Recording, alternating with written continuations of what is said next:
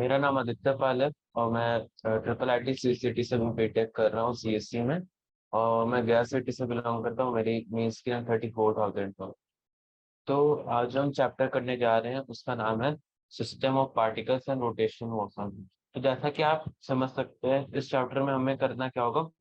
System of particles हैं और उनके ऊपर कुछ एप्लीकेशन हो रहा है, और वो और मोस्टली वो रोटेशनल मोशन हो रहा है। ठीक है, जैसा कि इंट्रो में बताया हुआ है हमें। ठीक है, ideally a rigid body is a body.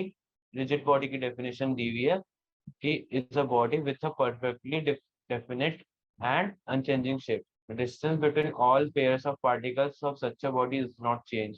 ठीक है, तो चैप्टर का स्टार्टिंग आते आते हमें रिजिड बॉडी की डेफिनेशन क्यों दी हुई है, क्योंकि सारी चीजें जो अभी हम पढ़ेंगे वो एक रिजिड बॉडी के ऊपर ही होगी। ठीक है, हमें रिजिड बॉडी के अलावा कोई और बॉडी नहीं मिलेगी, रियल बॉडी हमें नहीं मिलेगी। ठीक है, क्योंकि रियल बॉडी पे अगर फोर्स लगाए तो उस पर डिफॉर्मेशन होते हैं। ठीक है, एक रिजिड बॉडी पे कोई डिफॉर्मेशन नहीं हुई, वो आइडियल बॉडीज होती है। ठीक है, अब हमारे पास कौन कौन से तरह के मोशंस हो सकते हैं।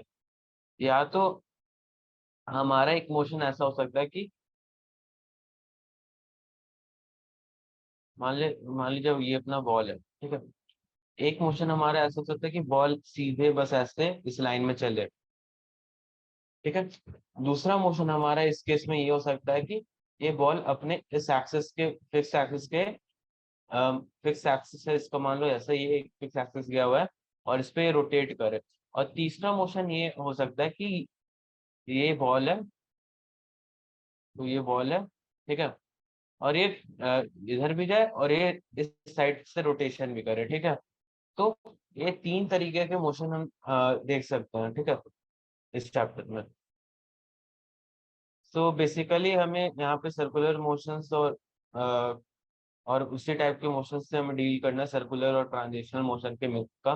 ठीक है, one of the most important chapters of physics in class 11th है ये, क्योंकि ये चैप्टर इस चैप्टर में ऐसा है कि कंसेप्ट काफी, मतलब ज्यादा कंसेप्ट नहीं है, बट कंसेप्ट काफी डीप है। और मीन्स अगर आपको उस पर ग्रास्प करना पड़ेगा चीजों को, मतलब डायग्रामेटिकली समझना पड़ेगा। अगर हमें कुछ पंखे के क्वेश्चन दिए हुए, मान लो ऐसे, तो हमें ये पंखा बना के देखना पड़ेगा कि पंखे के अंदर हो क्या रहा है चीज। ठीक है, तो जैसा कि हमें बताया गया है यहाँ पे, हमें डिफरेंट टाइप ऑफ मोशन का, ट्रांजिशनल मोशन, रोटेशनल मोशन और ट्रांजिशनल टू रोटेशन, उसको बोलते हैं हम लोग रोटेशनल। ठीक है, तो रोटेशनल मोशन हो गया ये, और ये जो हमारा ट्रांजिशनल टू रोटेशनल मोशन हो गया। ठीक है, वो एक थर्ड केस हो गया, तो कॉम्बिनेशन ट्रांजिशनल एंड रोटेशनल। ठीक है, तो ये हमारा थर्ड टाइप का मोशन हो गया। अब हमें यहाँ पे सेंटर ऑफ मास का रे बताएगा। सेंटर ऑफ मास कुछ नहीं होता। अगर हम कोई बड़ी सी बॉडी को रिप्रेजेंट कर रहे हैं, मान लो हम अभी के हमारी पढ़ाई में अगर हमारी ये कोई बड़ी सी बॉडी है, मान लो ये बॉडी है, तो हम ये मान के चलते हैं कि इसका जो पूरा बॉडी का मास है वो कहीं इसके एक सेंटर ऑफ मास में कॉन्सेंट्रेट होके आ गया है। ठीक है, इसके अलावा सेंटर ऑफ मास में का और कोई वैसा इम्प्लिसिट रोल नहीं है। ये हमारी स्टडी को आसान करती है। ठीक है, और मैं इस चीजों को अगर प्रैक्टिकली देखने का एक बहुत अच्छा तरीका है सेंटर ऑफ मास। ठीक है, सेंटर ऑफ मास के कारण ही काफी सारी चीजें काफी इजिली सॉल्व की जा सकती हैं। ठीक है, अब इस चैप्टर में आगे चल रहे हैं तो हमें काफी सारे फॉर्मूले दिए हुए हैं। और मैं इस अगर आपको अच्छे से देखना है, ये सारे फॉर्मूले हैं, ये सारे फॉर्मूले आप याद कर लीजिएगा। ठीक है, बहुत सारे क्वेश्चंस दिए हुए हैं, ये सब बना लीजिएगा, प्रैक्टिस करने के लिए बहुत अच्छी है। काफी अच्छे अच्छे क्वेश्चंस दिए हुए हैं इस बुक में। और one of the NCERTs rotational motion बनाने के लिए one of the best book है, क्योंकि इसके न्यूमेरिकल काफी हार्ड है। ठीक है, तो ये काफी अच्छी बात है एनसीईआरटी की, इसके न्यूमेरिकल फिजिक्स में काफी हार्ड होते हैं, काफी बेसिक्स, मतलब सब कुछ टच करके जाते हैं। ठीक है, सारे कंसेप्ट टच करते हैं। बट अभी के हिसाब से मेरे को लगता है सब कुछ क्वेश्चन हटा दिए गए। नहीं तो ये चैप्टर काफी हार्ड हुआ करता था स्टार्टिंग में, बट कुछ क्वेश्चन अभी पहले से हटा दिए गए। ठीक है, तो ये सारे है हमारे फॉर्मूलाज हैं देख लो, और फिर उसके बाद हम आगे चलते हैं। यहाँ पे मोमेंटम बताया गया है, सेकंड लॉ के बारे में बताया गया, सेकंड लॉ से मोमेंटम कैसे डिराइव होता है ये बताया गया होगा। और फिर उसका सिस्टम ऑफ पार्टिकल्स का लीनियर मोमेंटम निकालने बताया गया। ठीक है, सिस्टम ऑफ पार्टिकल बहुत सारे पार्टिकल्स अगर हो उनका लीनियर मोमेंटम क्या होगा। ठीक है, कैसे वो एक दूसरे को कट करके, अगर मीन्स एक बॉक्स में अगर बहुत सारे पार्टिकल है तो कैसे वो एक दूसरे को लीनियर मोमेंटम कट करके अपना बॉडी का टोटल मोमेंटम जीरो रखते हैं।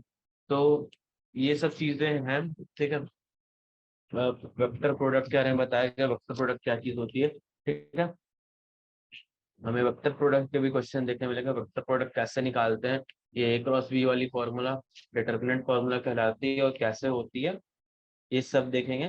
ठीक है, अब यहाँ पे हमारे पास आती है दो नई टर्मिनोलॉजी, एंगुलर वेलोसिटी और लीनियर वेलोसिटी। एंगुलर वेलोसिटी क्या होता है, मान लो तुम्हारा ये रॉड है और ये कोई ऐसे पाइवोट है। ठीक है, ये मतलब एक सर्कल है। ठीक है, और ये कोई बॉडी है, रिजिड बॉडी है। ठीक है, तो ये जो रिजिड बॉडी जब इस पाइवोट के अराउंड घूमेगी, और जो ये रॉड के गोल गोल घूमने का जितना स्पीड होता है ना, उसको हम बोलते हैं एंगुलर वेलोसिटी। ठीक है, और ये जो एंड पॉइंट होती है, जो एंड पॉइंट की मैक्सिमम स्पीड होती है वो, ठीक है, यहाँ से अगर देखो तो इसकी मैक्सिमम स्पीड होगी, और ये जो स्पीड होती है वो हर डिस्टेंस पे चेंज करते रहती है, और इसको हम बोलते हैं एंगुलर वेलोसिटी। सॉरी सॉरी, क्या बोलते हैं इसको, लीनियर वेलोसिटी। ठीक है, तो अब यहाँ पे यही बताया हुआ है, angular velocity instantaneous angular velocity होता है। ठीक है, इंस्टेंटेनियस एंगुलर वेलोसिटी, फिर इंस्टेंटेनियस एंगुलर वेलोसिटी हो गई, और वही उससे इंस्टेंटेनियस लीनियर वेलोसिटी भी निकाल सकते हैं, वो चेंज करते रहती है टाइम के साथ। ठीक है, ये एंगुलर एक्सेलरेशन जो उसका होता है, अगर वो वेरिएबल ना हो तो फिर वो एंगुलर वेलोसिटी भी कांस्टेंट होती है।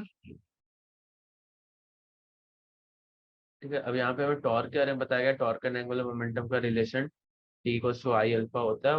और मोमेंट ऑफ इनर्शिया आ गया इसमें, मोमेंट ऑफ इनर्शिया को ही आई बोलते हैं। ठीक है, मोमेंट ऑफ इनर्शिया क्या बताता है, मोमेंट ऑफ इनर्शिया बताता है कि जो बॉडी है, मान लो बॉडी है, ठीक है, तो उसका जो रोटेशन है, एनालॉग फोर्स जो होता है in linear motion is moment of force. ठीक है, तो मोमेंट ऑफ इनर्शिया ये हो गया। ये मोमेंट ऑफ इनर्शिया है, जैसे नाम से पता तुम समझ सकते हो, अगर किसी मोमेंट पे अगर उस चीज की एक फिक्स इनर्शिया होती है हमेशा। ठीक है, वो रोटेटिंग बॉडी की कंसेप्ट में जब,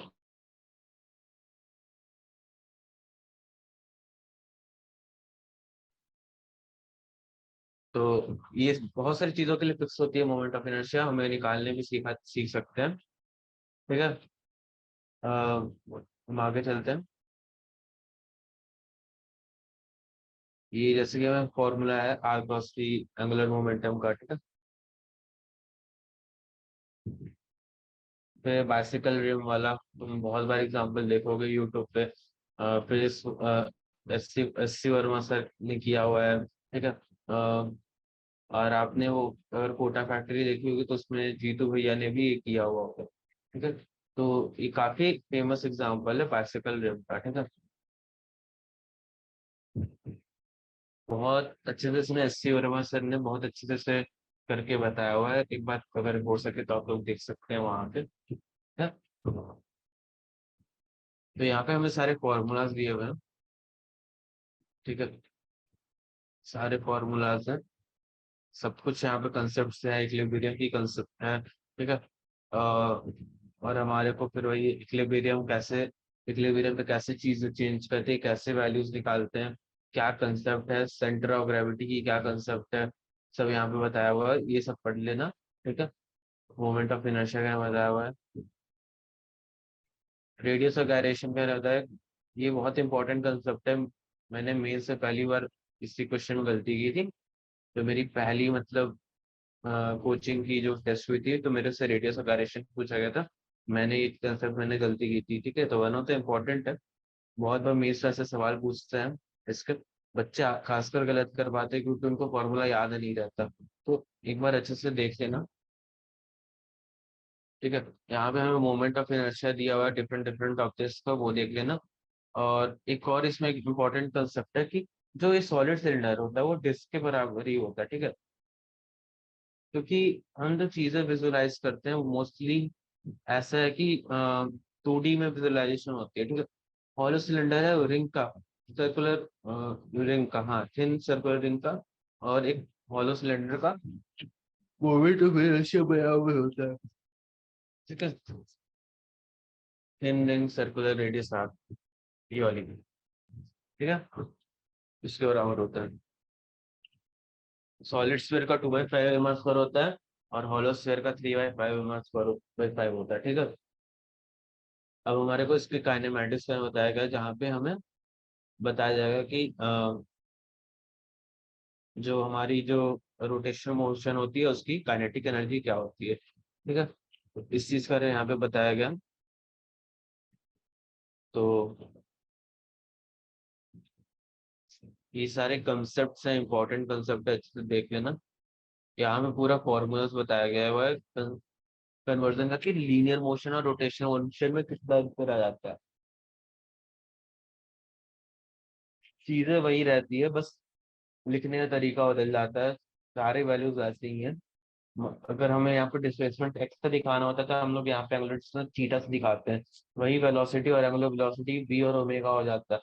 एक्सीलरेशन और एंगुलर एक्सेलरेशन a और अल्फा हो जाता है। मास m होता है, यहाँ मोमेंट ऑफ इनर्शिया I होता है। फोर्स m इंटू ए होता है, यहाँ टॉर्क के वर्स टू I इंटू अल्फा होता है। dw को एफ डी एस होता है, यहाँ पे वर्क टी डी थीटा होता है, ठीक है। Kinetic energy half M B square होता है, यहाँ पे काइनेटिक हाई हाफ आई ओमेगा स्क्वायर होता है। पावर फोर्स इंटू वेलोसिटी होता है, यहाँ power power into angular velocity होता है, ठीक है। Linear momentum P equal to M B होता है, यहाँ पे linear momentum L equal to I omega. पूरी चीज सेम है, ठीक है, बस डिफरेंट डिफरेंट सिंबल्स है। करने का तरीका वही रहेगा जो, और जो स्टार्टिंग से है, ठीक है। यहाँ पे अलग अलग टाइप के क्वेश्चन दिए हुए हैं, काफी अच्छे क्वेश्चन है एकदम, ये बना लेना, ठीक है। यहाँ पे angular momentum in case of rotational water fixed axis, fixed axis के अराउंड में ये डिटरमाइन डिटरमाइन डिराइव किए हुए चीजें हैं। ये वो पढ़ना बहुत अच्छे से समझ आएगा, काफी अच्छे से लिखा हुआ है, ठीक है।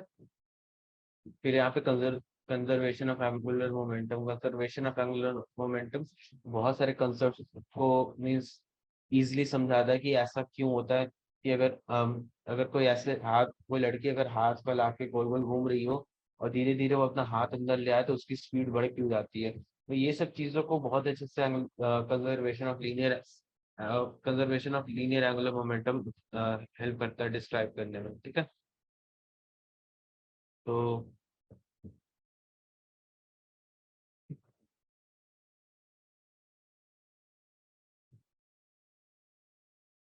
यहाँ पे हमें और भी चीज दिए हुए हैं, तो एक बार देख लेना ये सब। और यहाँ पे कुछ इंपॉर्टेंट चीजें दी है, पॉइंट्स टू काउंटर दिए हुए, ठीक है। एक बार ये सब चीज का अगर टाइम मिले ना तो कभी ये देखना, क्योंकि ये जो पार्ट है, ये पार्ट से ना जेई में से काफी सवाल पूछे, एडवांस तक के सवाल यहाँ से आए हुए हैं, ठीक है। जो खासकर ये वाला जो कंसेप्ट देख रहे हो ना, K equal to K star plus M V square by two, ये चीज हमें क्या बोलते हैं, ये चीज हमें नॉर्मली टीचर्स स्कूल्स ये सब में नहीं पढ़ाते। तो बहुत इम्पोर्टेंट है कि तुम ये सब चीजों को एक बार देख के कहीं से पढ़ो, कि बहुत ज्यादा इम्पोर्टेंट है कि अगर ये मेंस में आ सके, ठीक है। तो अब जैसे कि तुम हो अभी आए हो, एक्सरसाइज सॉल्व करते हैं, ठीक है। तो एक्सरसाइज में पहला क्वेश्चन पे चलते हैं, आ जाओ।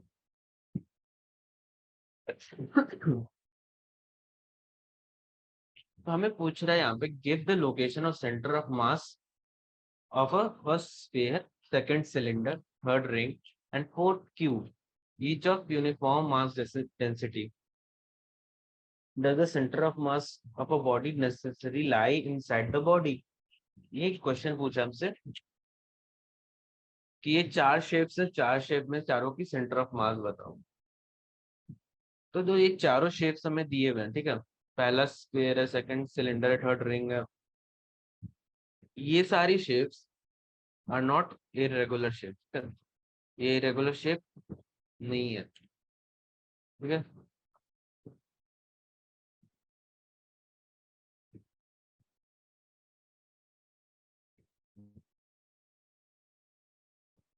अपनी ये है इरेगुलर शेप,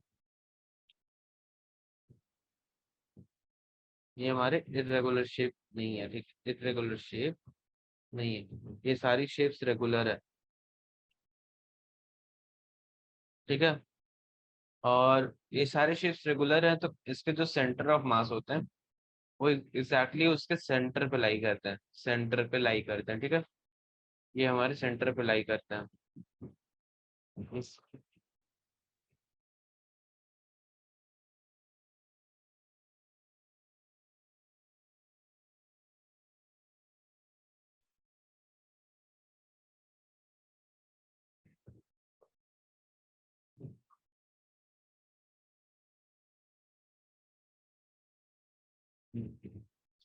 तो जो भी ये सारे रेगुलर शेप्स हैं उनके जो सेंटर ऑफ मास है वो हमेशा उनके मतलब ऐसा बोलो, तुम बोल सकते हो जो उसका एग्जैक्ट सेंटर होता है, मतलब पूरा 3D सेंटर, ठीक है, not in the 2D side. ये सारे regular shape 3D regular shape है, ठीक है, तो एग्जैक्ट सेंटर पे लाई करता है। सेंटर मतलब अगर मेरा यहाँ पॉइंट है तो ये पॉइंट इस पॉइंट से इस पॉइंट से इस पॉइंट से इस पॉइंट से सबसे बराबर डिस्टेंस पे लाई करेगा, ठीक है। तो हमसे सेकंड क्वेश्चन से पूछा गया है कि is it necessary that centre of a mass of a body to lie on the body. तो हमसे सेकंड क्वेश्चन पूछ रहा है, is it necessary that centre of mass body के अंदर लाई करे। तो जैसा कि आप जानते हैं कि सेंटर ऑफ मास जो होता है बॉडी के अंदर लाई करना जरूरी नहीं होता, ठीक है। मान लो अगर आपका कोई शेप ऐसा है, ठीक है, और इसका जो बॉडी का, ठीक है, तो हमसे पूछ रहा था यहाँ पे कि अगर कोई बॉडी का सेंटर ऑफ मास वो बॉडी के अंदर लाई करना जरूरी है क्यों, तो हमारे पास मान लो कोई ऐसा बॉडी है, ठीक है, ये हमारे पास कोई बॉडी है, तो मोस्ट प्रोबेबली इसका सेंटर ऑफ मास कुछ इस रीजन पे लाई करेगा, ठीक है, यहाँ पे लाई करेगा।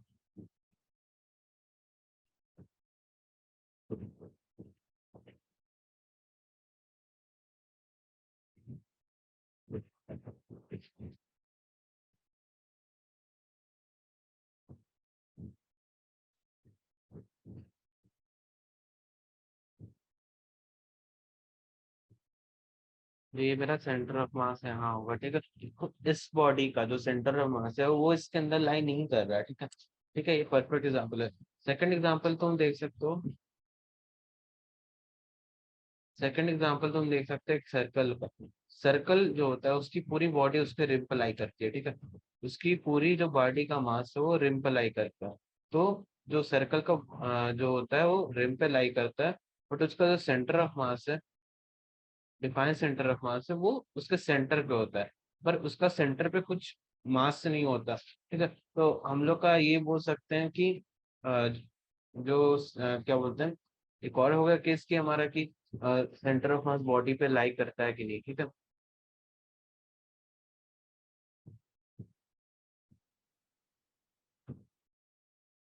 सेकंड क्वेश्चन पूछ रहा है कि एक HCl का मॉलिक्यूल है, यहाँ पे तुम देख सकते हो HCl का मॉलिक्यूल है, ठीक है, उन दोनों के न्यूक्लाई ऑफ टू एटम्स के बीच का डिस्टेंस दिया हुआ है, ठीक है, टोटल डिस्टेंस है दोनों के बीच में, ठीक है।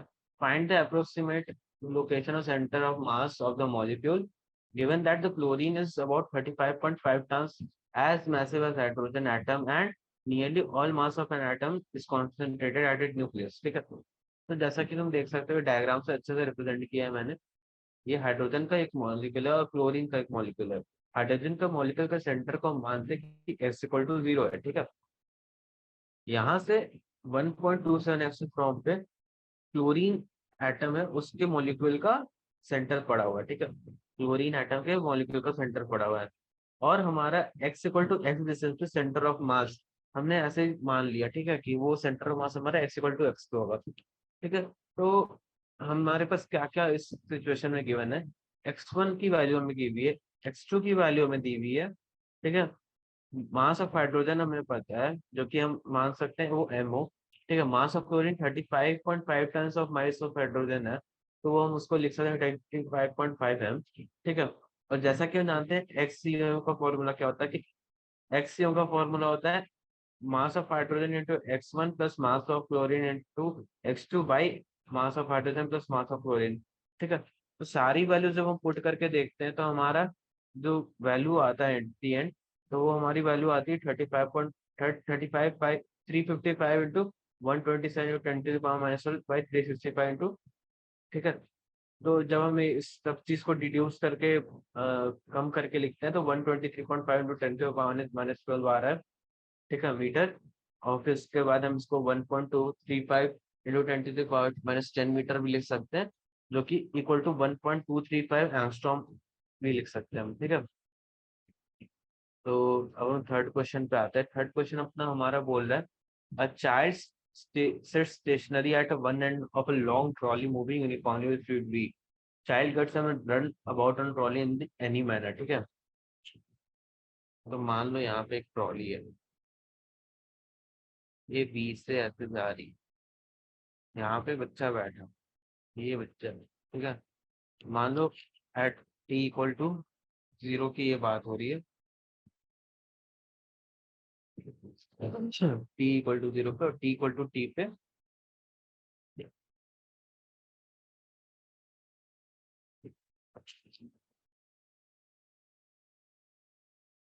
t पे ये ट्रॉली में बच्चा रैंडम तरीके से भागना शुरू करता है, ठीक है। मान लो वी के वेलोसिटी से भागने लगता है, ठीक है।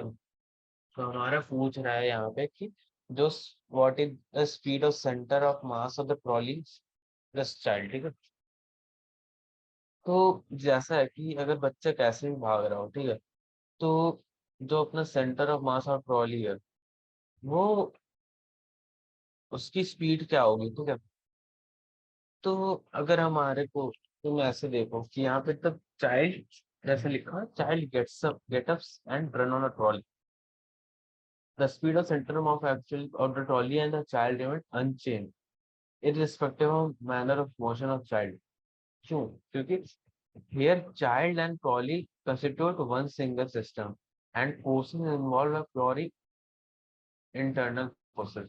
जब हम ये बच्चा भाग रहा है तो ये कोई फोर्स लगा के भाग रहा होगा, ठीक है। इसके यहाँ से आगे से कुछ फोर्स लग रहा होगा, ठीक है। और ट्रॉली ट्रॉली को इधर कुछ फोर्स लग रहा होगा, ठीक है। मतलब बच्चा ऐसे पीछे फोर्स कर रहा है, ट्रॉली को इधर फोर्स लग रहा है।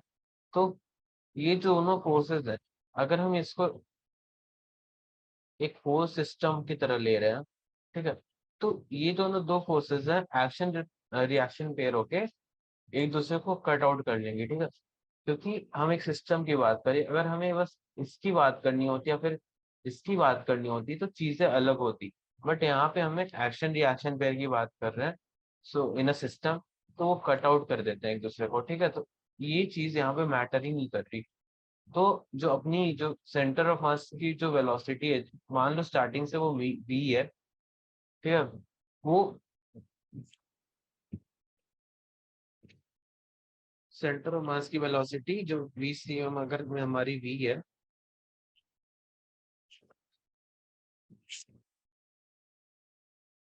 वी सी एम हमारी वी है, तो बाद में भी वो वी सी एम हमारी वी सी एम हमारी वी ही रहेगी, ठीक है।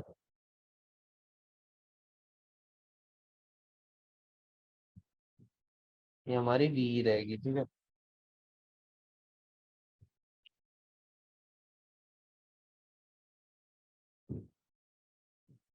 तो यहाँ पे क्या लिखा है कि it's because here the child and trolley constitute one single system and forces involved are purely internal forces. As there is no change in the external forces, there is no change in momentum and system and velocity remains unchanged. तो system की velocity रहती है वो unchange रहती है, ठीक है। Fourth question में हमें पूछ रहा है कि show that the area of triangle contained between the vector C and B is one half of the magnitude of A cross B. हमारे जो वेक्टर है, मान लो ये ए और बी वेक्टर है, दोनों पीछे एंगल थीटा है, ठीक है। तो बोल ये रहा है कि जो ए क्रॉस बी का वेक्टर प्रोडक्ट होगा वो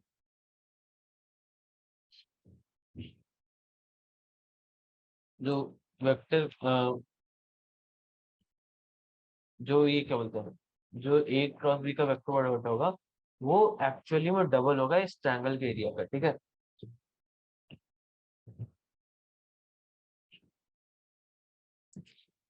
वैसे तो फिर तो हम लोग पहले डायग्रामेट्रिकली समझेंगे कि इस चीज का बोल देना चाहिए। ठीक है। तो मान लो कि अगर हमारा कोई वेक्टर है ओपी और ओक्यू, ओपी वेक्टर ए बोलते हैं, ओक्यू वेक्टर को हम लोग बी बोलेंगे। ठीक है। तो ओपी ओक्यू वेक्टर है, उसका क्रॉस प्रोडक्ट का एरिया क्या होगा? क्रॉस प्रोडक्ट का एरिया हो जाएगा ये पूरा ओपी क्यू आर। ठीक है, ओपी आर क्यू। ठीक है। तो हमें यही बोल रहा है कि जो इसका जो आधा होगा, ये जो रेक्टेंगल का आधा मतलब जो भी फिगर है उसका जो आधा होगा मतलब ट्रायंगल का एरिया उसके बराबर होगा। ठीक है। बस हमें मतलब वैल्यू के थ्रू निकाल के दिखाना। तो फर्स्टली हम लिखेंगे कि जो हमारे को जो ट्रायंगल ओ क्यू एन है अपनी, जो triangle O Q N, N Q N is a perpendicular from Q to OP. ठीक है, ए वेक्टर। ठीक है। तो जो ट्रायंगल ओ क्यू एन है उसमें जो हमारी साइन थीटा की वैल्यू होगी, साइन थीटा की वैल्यू क्या होगी? Q N by O Q, Q N by O Q.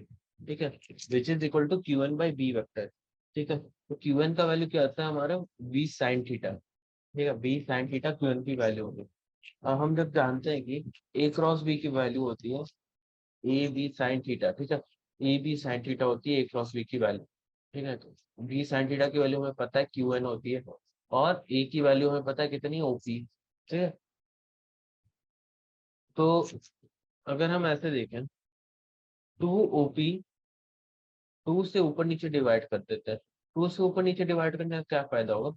जो टू है वो तो रहेगा ही, OP Q N by two है, मतलब वो हो गया half OP into Q N. तो ये ट्रायंगल का एरिया हो गया। ठीक है, two is times area of triangle OP Q, area of triangle OP Q, OP Q का दोगुना। ठीक है। तो area of triangle OP Q क्या आएगा फिर हमारा? Half mod a cross b. ठीक है, half mod a cross B. तो एक बहुत आसान सवाल था ये वाला। फिफ्थ क्वेश्चन में आते हैं। फिफ्थ क्वेश्चन हमें ये बोल रहा है कि कोई एक वेक्टर है, ए वेक्टर है, ओ भी हमारा बी वेक्टर है, उससे हमारा सी वेक्टर है। ठीक है। तो show that a dot b cross c is equal to the magnitude of the volume of parallelopiped form on three sides of vector ABC. ABCD से जो एबीसी से जो पैरेललोपाइड बन रहा है, तो हमारे जो ए डॉट बी क्रॉस सी होता है उसका मैग्नीट्यूड उसके वॉल्यूम के बराबर होगा। तो हमें ये प्रूव करना है। तो जैसा कि हम जानते हैं वॉल्यूम क्या होगा? वॉल्यूम हमारा इसका हो जाएगा ए बी सी, वॉल्यूम हमारा हो जाएगा क्या? पैरेललोपाइड का वॉल्यूम हो जाएगा ए क्रॉस बी, ए इंटू बी इंटू सी। तो जैसा कि हम जानते हैं कि बी क्रॉस सी की वैल्यू हमारी होती है बी सी साइन 90 डिग्री। ठीक है, बी सी साइन 90 डिग्री, और उसका एन का मतलब परपेंडिकुलर वाला। ठीक है, तो बी सी एन का। ठीक है, साइन 91 हो जाएगा। और ए डॉट बी क्रॉस सी जानते हैं, बी क्रॉस सी की भी वैल्यू मतलब ए के डायरेक्शन में है और ए की वैल्यू भी ए डायरेक्शन में है। दोनों सेम डायरेक्शन, तो दोनों की जो डॉट प्रोडक्ट होगी वो भी A dot B C cos zero हो जाएगा, जो कि ए बी सी के बराबर है। That is equal to the magnitude of volume of parallelopiped. ठीक है। सिक्स क्वेश्चन में आता है। सिक्स क्वेश्चन में बोल रहा है find the components along the X Y Z axis of the angular momentum L of a particle whose position vector is r with components x y z and the momentum is p with the components px py p. That if the particle moves along only xy plane, the angular momentum has only a z component. तो इधर हमें कुछ नहीं बोला, हमें बोल रहा है कि आर हमें आर आर इक्वल टू हमें एक्स आई प्लस वाई आई प्लस जेड के फॉर्मेट में मोमेंटम हमें पी एक्स आई प्लस पी वाई जे प्लस पी जेड के फॉर्मेट में दिया हुआ है। ठीक है। तो हम जैसे जानते हैं कि एंगुलर मोमेंटम का फॉर्मूला होता है L vector equals to R vector cross P vector. तो हमें बस इसकी वैल्यू निकालने बोल रहा है कि एल वेक्टर की वैल्यू क्या होगी। तो आर क्रॉस बी हम करेंगे तो मतलब यहाँ पे डिटरमिनेंट फॉर्मूला लगाएंगे। डिटरमिनेंट फॉर्मूला लगाएंगे तो हमारी जो वैल्यू यहाँ पे आएगी वो आ जाएगी I P Z minus I P Z into Y minus P Y into Z minus J X P Z minus P X Z plus X P Y minus Y P Y के। ठीक है, ठीक है। तो हमारा x component आ गया, Y component आ गया, Z component आ गया। हमें बोला कि particle moves only in X Y plane. तो अगर particle only moves in X Y plane है, तो जो भी जेड का कंपोनेंट है और पीजेड का कंपोनेंट है वो दोनों जीरो हो जाएगा। तो जो हमारा वैल्यू इधर आएगा तो वो आएगा L vector equal to X T Y minus Y P Z. ठीक है, तो मोशन हमारा हो रहा है एक्स वाई प्लेन में, पर एंगुलर मोमेंटम हमारा चलेगा जेड प्लेन में। ठीक है, तो एंगुलर मोमेंटम हमारा जेड प्लेन में चलेगा, तो हमारा यहाँ पे भी ये भी सही हो गया कि so that if particle moves only in xy plane then the angular momentum is only as that component। ठीक है, ये भी हो गया। अब हमें बोला कि two particles each of mass m and speed v travel in opposite direction along the parallel line separated by distance g, show that the angular momentum between the two vectors of the particle system is same whatever be the point about which the angular momentum is taken। तो हमें ये बोल रहा है कि अगर हमारा दो, मान लो ये दो ऐसे,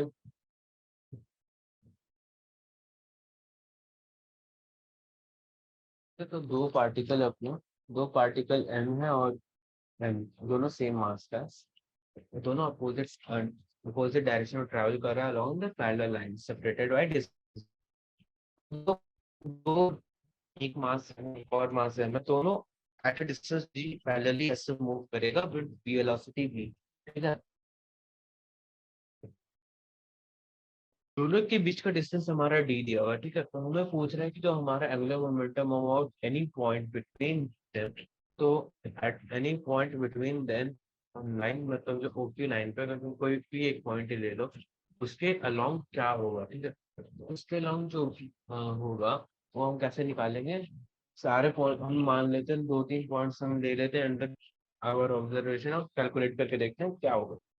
तो जो अपना पहला केस देते हैं कि जो मोमेंटम पी के अराउंड क्या होगा। पी के अराउंड हम एंगुलर मोमेंटम निकालेंगे तो वो आएगा M V Y plus M V D minus Y. यहाँ पे हमारा वेलोसिटी निगेटिव क्यों नहीं हुआ, क्यों, क्योंकि अगर तुम एंगुलर मोमेंटम के रूप में देखोगे तो they are moving in the same same angle same rotation side. Like तुम ऐसे ऐसे करके देखो, they are moving on the same rotation side. तो वो दोनों का पॉजिटिव है। तो एलपी की वैल्यू हमारा आएगा एम वी वाई, मतलब एम वी वाई। ठीक है, M M V Y, sorry, M velocity V और डिस्टेंस वाई, तो ये पहला का होगा। सेकंड केस में हमारा हो जाएगा M V D minus Y. ठीक है, तो हमारे को जब हम इसको कैलकुलेट करेंगे तो एम वी वाई दोनों एक दूसरे को कट आउट कर लेंगे और हमारा फिर एम डी वी बचेगा।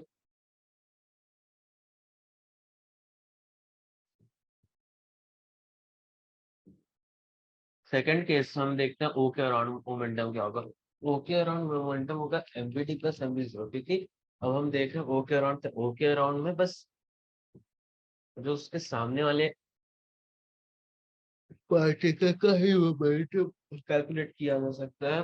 खुद का वाले का जीरो होगा क्योंकि डिस्टेंस जीरो है, तो एंगुलर मोमेंटम उसका जीरो होगा। At the centre angular momentum zero होता है किसी भी पार्टिकल का। ठीक है, तो मोमेंटम अराउंड पॉइंट क्यू भी सेम हमारा एल क्यू हम निकाल सकते हैं M V zero plus M V D. तो वो एकदम जस्ट अपोजिट केस में आ गया, तो उसका भी एंगुलर मोमेंटम हमारा एम वी डी आ गया। ठीक है, हम यहाँ से देख सकते हैं L O L B L Q बराबर है, मतलब अभी मतलब इस पॉइंट से हमारे को बोल सकते हैं कि show that angular momentum of two particles is same whatever be the point about which the angular momentum is taken। ठीक है,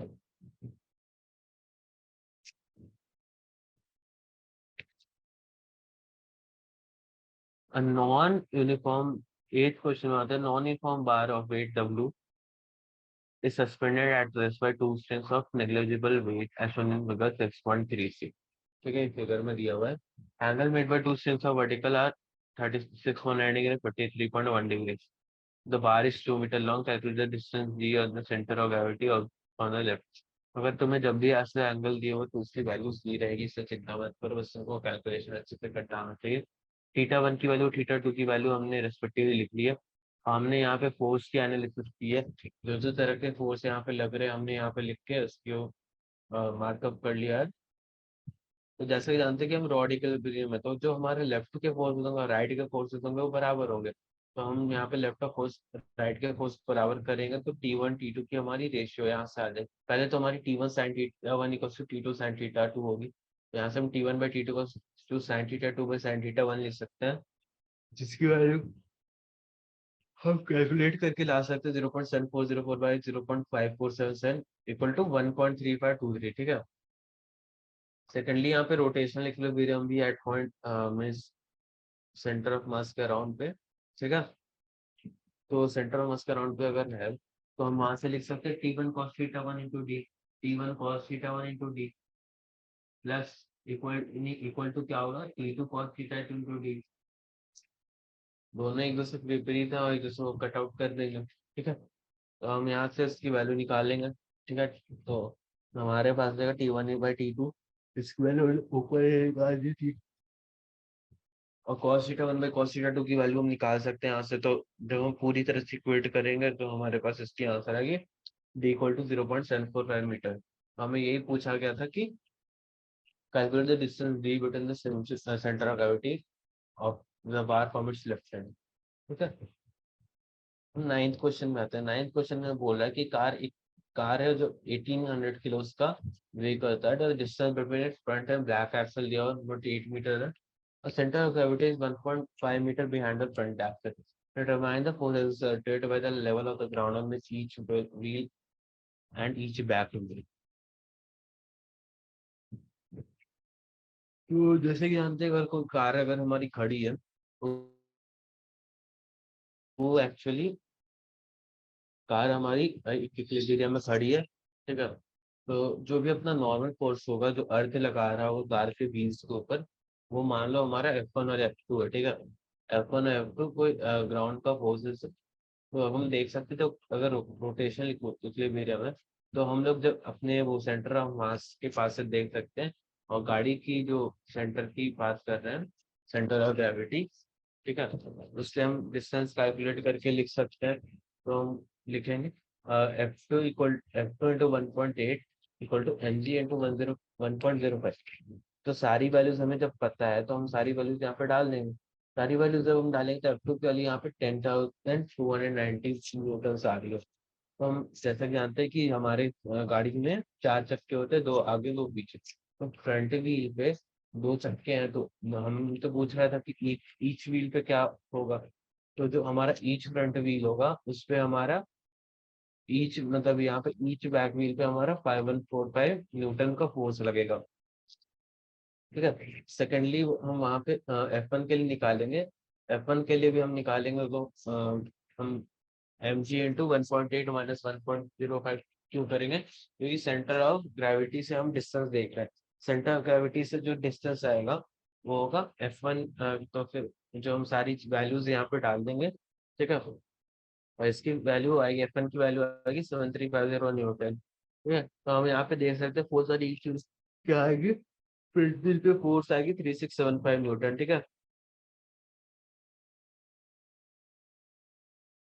10th क्वेश्चन में चलते हैं। 10th क्वेश्चन हमें बोल रहा है torques of equal magnitude are applied to hollow cylinders and a solid sphere, both having the same mass and radius. The cylinder is free to rotate about its standard axis of symmetry, and the sphere is free to rotate all the axis passing through its center. Which of the following will require greater angular speed at a given time? जैसा कि जानते हैं कि हमारी जो hollow cylinder है उसकी hollow cylinder की जो क्या बोलते हैं moment of inertia M R square होती है, same as the ring, but जो सॉलिड स्टेट की होती है 2/5 mr पर। तो जैसा कि हम जानते हैं जैसे दोनों में सेम अमाउंट ऑफ टॉर्क लगाया जा रहा है। ठीक है। सेम अमाउंट ऑफ टॉर्क लगाया जा रहा है, हमें देखना है कि उसका angular speed after some time वो बहुत ज्यादा होगा कंपेरिजन टू अदर। तो टॉर्क हम निकाल इस फॉर्मूला से हम लोग टॉर्क मतलब आई अल्फा से हम डाल के देखेंगे, सारी वैल्यूज हमें पता है तो हम डाल के देखेंगे। तो हमें जब पता चलता है कि जो जो स्फेयर का है वो जो स्फीयर का एंगुलर एक्सेलरेशन है वो 2/5 टाइम्स ज्यादा है एंगुलर एक्सेलरेशन ऑफ सिलेंडर। तो एंगुलर एक्सेलरेशन ऑफ सिलेंडर कम है, तो आफ्टर सम टाइम अगर हम कैलकुलेट करें तो हमें ये पता है कि एंगुलर स्पीड जो होगी वो स्फीयर की ज्यादा होगी इन कंपैरिजन टू सिलेंडर। ठीक है। 11th क्वेश्चन हम आते हैं। 11th क्वेश्चन में हमें बोल रहा है कि a solid cylinder of mass 20 kg rotate about a diaphragm with angular speed 100 radians per second. This radius of circle is 0.25 meters. What is the kinetic energy associated with the rotation of cylinder? What is the magnitude of angular momentum of the cylinder about a diaphragm?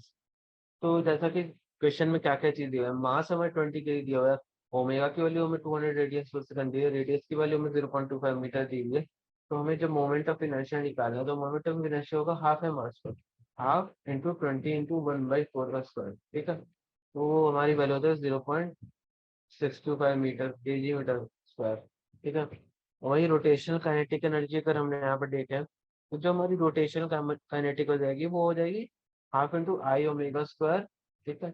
Half into I omega square जब लिखे तो मतलब half into 0.625 into 10⁴ जो कि जिसकी value 3125 joule हो जाएगी। और वही एंगुलर मोमेंटम होता है I equal to L equal to J I omega. I omega की वैल्यू क्या होगी 0.65 into 100 means 62.5 joule per second, joule second. तो क्वेश्चन नंबर 12 में आता है। ट्वेल्थ में दो पार्ट के क्वेश्चन है। तो एक में पूछा है child stand at the centre of a turn table with his two arms unstretched, the turn table is set to the rotating with around 40 revolution per minute.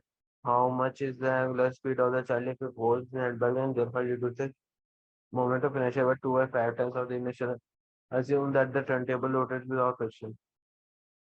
Initial moment of inertia I1 है, तो final moment of inertia हमारी 2/5 और 5/1 होगी। ठीक है। Initial angular speed हमें दी है 40 revolution पर मिनट।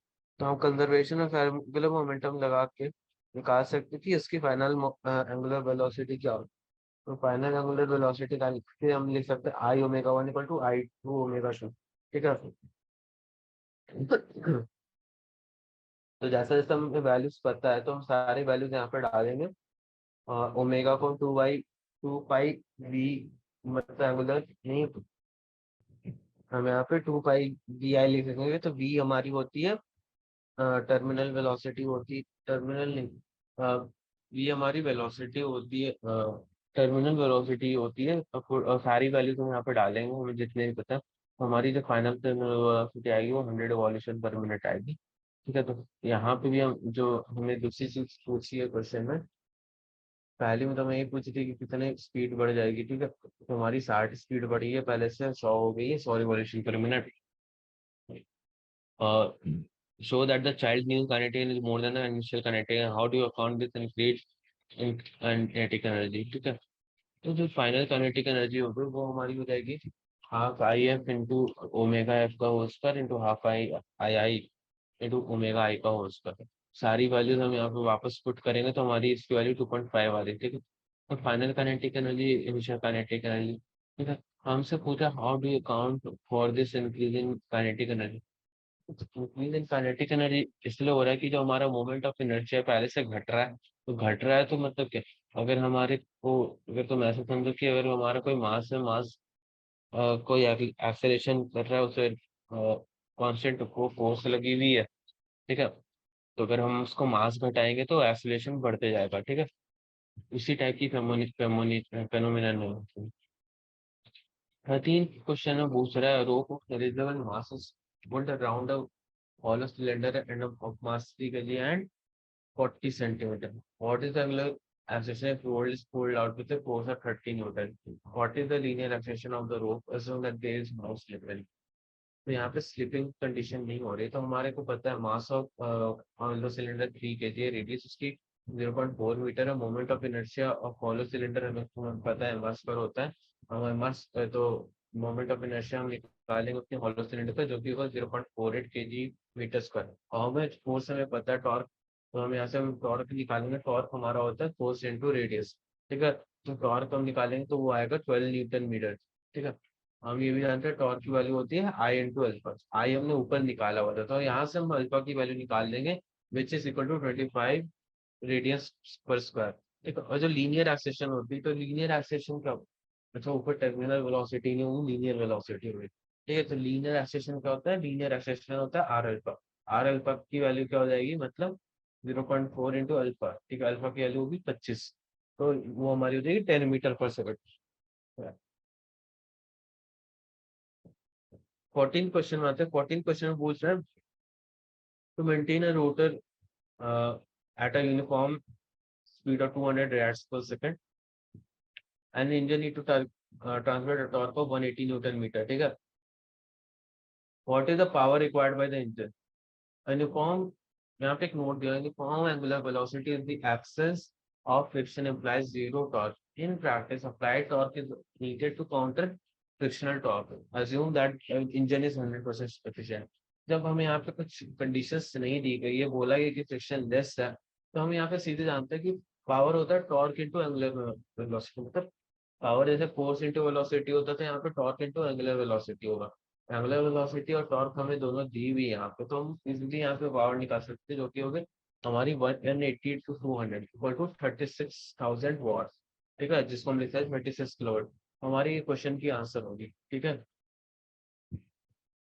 15th क्वेश्चन पे आते हैं। 15th क्वेश्चन में कि हमें रेडियस आर का एक सर्कल है। ठीक है, तो सर्कल सर्कुलर डिस्क का, और डिस्क में से हमने r/2 का एक सर्कुलर डिस्क काट के निकाल लिया। ठीक है, from the distance R R R of the centre. ठीक है, तो हमें पूछा है locate the centre of the gravity of resulting flat body.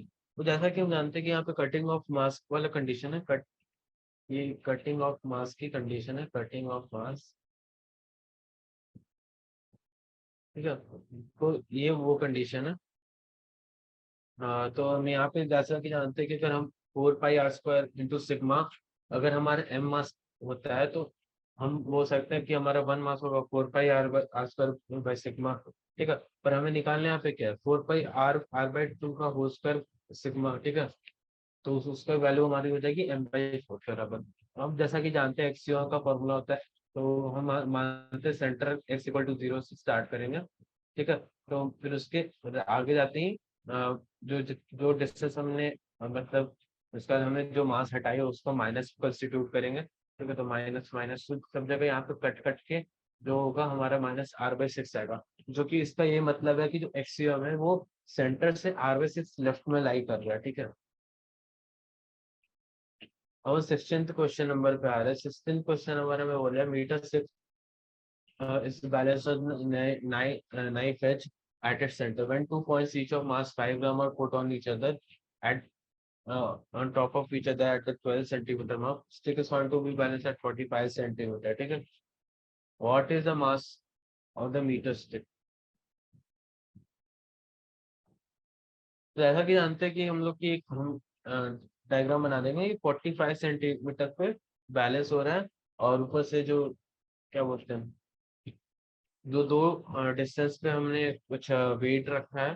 ठीक है, तो वो वेट बैलेंस कर रहा है एक दूसरे को। ठीक है, तो यहाँ पे हमें एक रोटेशनल इक्विलिब्रियम देखने को मिल रहा है, तो हम इस रोटेशनल इक्विलिब्रियम का फायदा उठाएंगे और बोलेंगे टॉर्क जो लेफ्ट साइड होगा equal to torque on the right side. ठीक है, तो टॉर्क लेफ्ट साइड में होगा equal to torque on the right side. ठीक है, तो हम सारी वैल्यूज को लिख सकेंगे ऐसे, 10 into into 45 minus 12 means 33 centimeter equal to mg 50 minus 45। 50 क्यों, 50 is a मीटर स्केल का हाफ 50 होता है, -45, तो वहां पे सेंटर ऑफ ग्रेविटी होगी। तो यहाँ से हम स्टिक का मास हम इजिली निकाल सकते हैं कि वो डबल होगा इंटू डिस्टेंस का। ठीक है, इक्वल टू 66 का। ठीक है, ये बहुत इजी क्वेश्चन है, बस यहाँ पे इजिली हमें बस फॉर्मूलास पुट करना है, सारा आंसर वैसे ही आना होगा। ठीक है, 13 क्वेश्चन ये सबसे मतलब बड़ा क्वेश्चन होगा इस एक्सरसाइज को। तो इसमें दो ऑक्सीजन मॉलिक्यूल है, जो ऑक्सीजन जैसा जानते हो कि दो होता है O2। ठीक है, तो ये मतलब O का इधर आधा होगा, ये O का इधर आधा होगा, O होगा इसके साइड में। ठीक है, और ऑक्सीजन मॉलिक्यूल का मास दिया हुआ है, मोमेंट ऑफ इनर्शिया उसका दिया हुआ है एक्सिस पे अराउंड। ठीक है, तो हमें बोल रहा है कि ऐसे मान लो बहुत सारे गैस हैं। इसका मीन स्पीड हमारे को दिया है 500 मीटर पर सेकेंड। तो हमें पूछा है इसका काइनेटिक एनर्जी। इसका जो रोटेशनल काइनेटिक एनर्जी होता है वो 2/3 होता है इसके ट्रांजिशनल काइनेटिक एनर्जी से। ठीक है, तो हमसे पूछा है average angular velocity of molecule equivalent. जैसा कि हम जानते हैं कि हमें हमारा एक मॉलिक्यूल इधर होगा, वो दूसरा मॉलिक्यूल इधर होगा। तो यहाँ पे लिख सकते हैं मास, इनर्शिया और वेलोसिटी, जो तीनों चीज गिवन है। ठीक है, तो हम आई ऑफ ऑक्सीजन एटम क्या लिखेंगे, M R square by two, क्योंकि एम बाई टू है। ठीक है, नथिंग एल्स। ठीक है, एम आर स्क्वायर होता है वैसे। तो ये आई की वैल्यू हमारी हो जाएगी एम आर स्क्वायर। ठीक है, और जो रूट आर होगा, R equal to root I by M हो जाएगा। R equal to root M I by M हो जाएगा। क्यों? जो यहाँ एम आर है हमारे को, हम उसको नीचे भेजेंगे, आर को अंडर रूट में डाल देंगे, तो आर स्क्वायर से आर हो जाएगा और उधर वाले साइड आई बाई एम हो जाएगा। तो हम इसकी जब वैल्यू कैलकुलेट करते हैं तो उसकी वैल्यू आती है 0.6 × 10⁻⁻⁻⁻⁻। ठीक है, तो सेकेंडली हमारे पास आया kinetic energy of rotation equal to kinetic energy of translation. ठीक है, यहाँ तक हमने कंप्लीट कर लिया। मेन क्वेश्चन यहाँ पे है, तो यहाँ पे हम जैसे लिख सकते हैं, तो half I omega square equal to 2/3 into half M B square. तो हम सारी वैल्यूज यहाँ पे ऑर्डरली पुट कर लेंगे। ठीक है, तो जब पुट करते हैं तो हमारे को ओमेगा की वैल्यू आती है √2/3 इंटू वी बाई आर। तो √2/3 इंटू वी बाई आर की वैल्यू हम डालेंगे तो 6.7 इंटू 10⁻12 रैट्स आ रहा है। ठीक है, तो ये हमारी एंगुलर एवरेज एंगुलर वेलोसिटी हो गई। Average angular velocity.